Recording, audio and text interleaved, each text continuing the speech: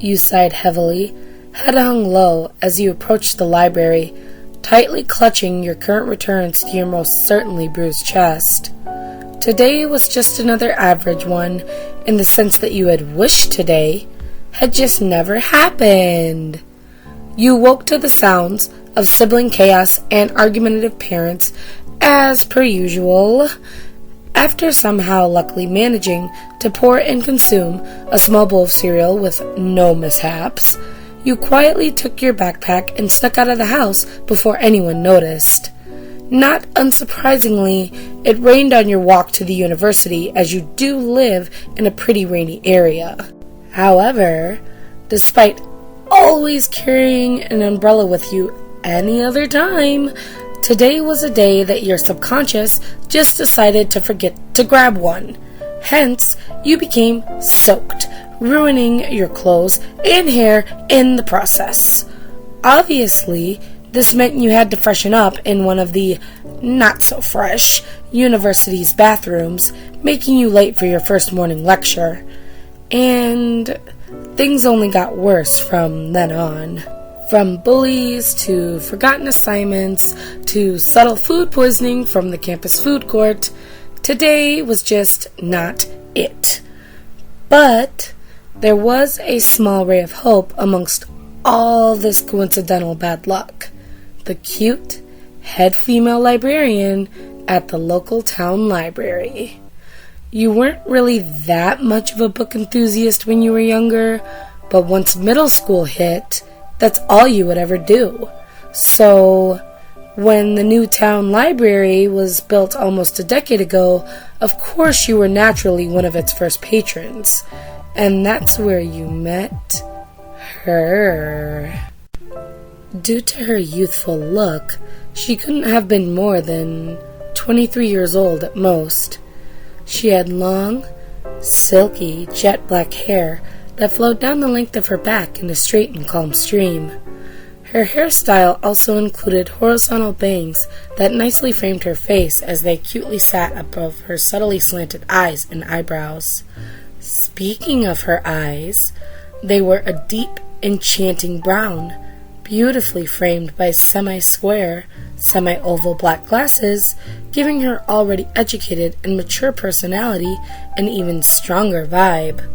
Her skin was as pale, yet as smooth and as stunning as handmade porcelain, with thick, hourglass-like curves.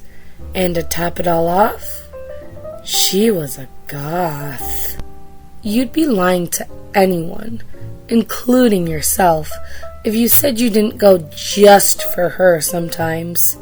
It was so mesmerizing to watch her care for the books in their shelves. The amount of care she visibly put into stacking, sorting, and logging each and every one was just so enchanting. She even took time to learn your name and a few basic things about you when she noticed you were a regular. Goth women with those kinds of friendly and loving personalities were definitely your soft spot, so to speak. And she had the most captivating name to match all of these amazing traits. Janaina. The only thing was, compared to her warm personality and stunning looks, someone like her was way out of your league. Granted, you've never seen a ring on her left ring finger, but there's no way a pagan goddess like her was single, right?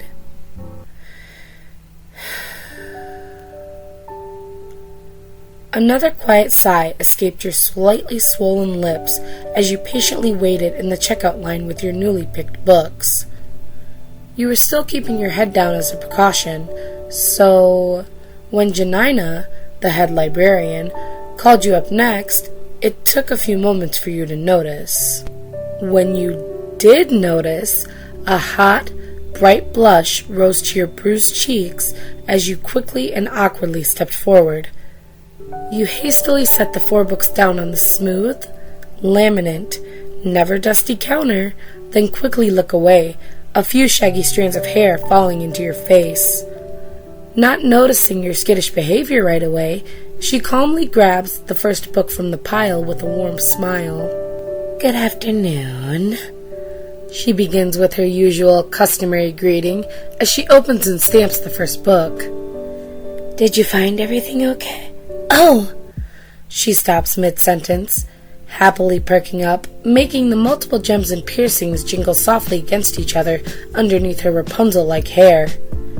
"Hey, Bookworm.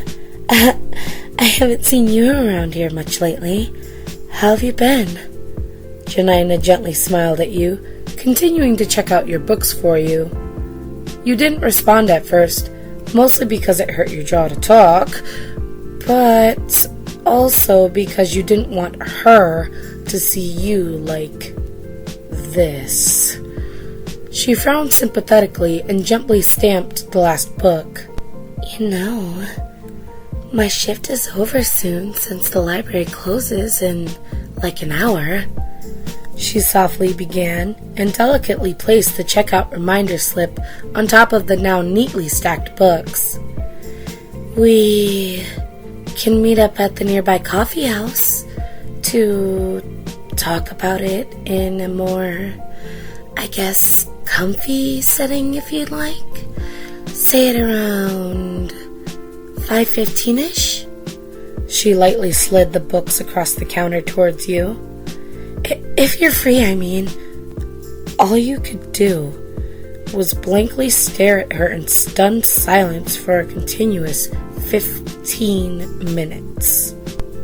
Everything and everyone had been so horrible to you and around you lately that you had honestly thought about just ending it all. But now, one of the most bewitching older women not only on campus, but possibly in town, had just practically asked you out without asking you out. You were excited, confused, happy, scared, and a whole list of other emotions that possibly come with getting with your secret childhood crush. Carefully, you scanned her hopeful, innocently blushing face for any sign of deceit or malice, despite knowing she was the full opposite. And, as expected, you found none.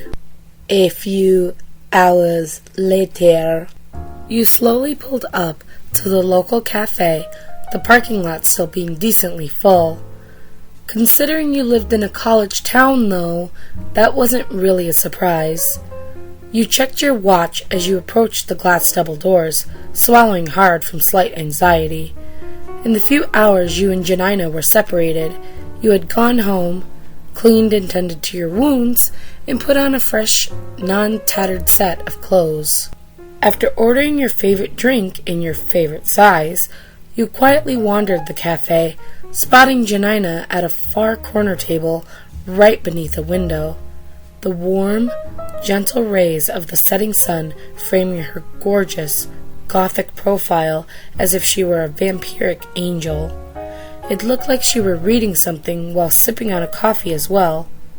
With a shy tug of your collar and a shaky deep breath, you approached the table and calmly sat directly across from her. "Oh, Bookworm! You actually came!" she softly but excitedly exclaimed, tenderly closing and setting her book aside. She gently folded her hands atop the smooth, cool surface of the cafe dining table, warmly smiling. This, obviously, caused your blush to significantly deepen as you rubbed the back of your neck with a shy chuckle.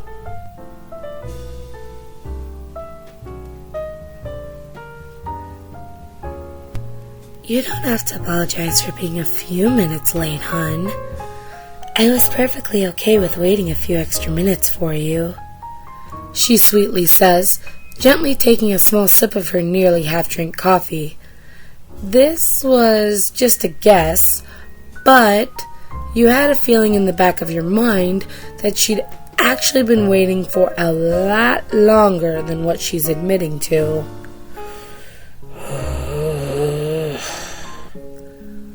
With a deep, exhaling groan, You absent-mindedly fidget with the straw of your drink in one hand while resting the other atop the table. It's not that you were unhappy being here. Oh, no. It was more along the lines of you being unsure of how to start a conversation about such a delicate subject. Meaning, it genuinely surprised you when one of Janaina's soft, slender, perfectly manicured with black nail polish hands cautiously spidered over yours, softly squeezing it as a show of sincere concern. You swiftly pull your sore, bandaged hand away from hers, avoiding her gaze with a mixed expression of embarrassment and shame. I've seen that look before, she delicately began, pulling her hands back and softly placing them in her lap. With a numb, almost melancholic stare, she glanced out the window at the steadily passing cars, the sun still romantically beaming on her as she spoke. You don't have to talk about it. You don't even have to talk at all if you don't want to. But I am going to talk because I think you need to hear this. I know that you've been having a tough time recently. Between managing school, friends, work, and any and all of your hobbies, it's like you're being pulled in a million different directions. And at the end of the day, you're so exhausted because you've been worrying so much about everyone else that you never took any time to take care of yourself mentally or physically. I know how tired and stressed you are because I can see it every time you come to the library. Your aura, your heart, is dark and it's in pain, crying out for someone to help it. So, she then looks back at you with a caring, sympathetic smile, still keeping her hands alluringly in her lap. Here I am. I mean, true, we're only friends, but that's why I want to help. You shouldn't go through life with a negative or depressive outlook, since it's not healthy. Trust me, I learned that the hard way. I'm sure you're dealing with a lot of different things that are making you feel like you have nothing or no one. But don't. There's a saying that goes something like, there's always someone for everyone. AKA, you're not alone at all. So, don't feel like it. You can always talk to someone you truly trust, like a professor, therapist, friend, family in certain circumstances, or even me. She blushed softly, subtly fidgeting in her seat as she gently bit the corner of her bottom lip. You felt your heart skip a literal beat or two in your chest, swallowing harder than ever before. She was getting more and more irresistible by the second, and probably didn't even realize it. Or maybe she did, and was just trying to distract you from your horrible day today. Either way, whatever her end goal was, it was working. If you want me to be, that is. Anyway, my point is, the only thing I can for sure say you're dealing with is bullies, which is something I dealt with a lot growing up. You raise a skeptical eyebrow, taking a long, slow sip of your coffee with narrowed eyes. I know, but it's true. Because of how I dress and the things I'm into, people judge me and base my entire personality off of their own misinformed beliefs about goths, witches, pagans, etc. You know what I do though so it doesn't affect me? Let it go in one ear and out the other. She gestured to both of her multiple pierced ears for emphasis. Some days it's pretty hard to do that, especially when I run into those people that love to hate. Even on those days though, when I keep getting kicked while I'm down, I can find peace in my self-care. Never forget that it's okay to step away from everything and take a long, deep, stress-relieving breath. In fact, maybe I can teach you some breathing exercises sometime. When we hang out again, I mean, since this has been so fun. She brightly smiled, her hair gently swaying as her piercings and jewelry jingled from her very animated movements. She expectantly, yet almost seductively stared at you from across the table, both your coffees being nearly gone now. So, what do you say, bookworm? Wanna do this again sometime? She softly smirked, her playful and sultry voice sending a rush of heat to both heads. So now the question was she already asking you out? Again?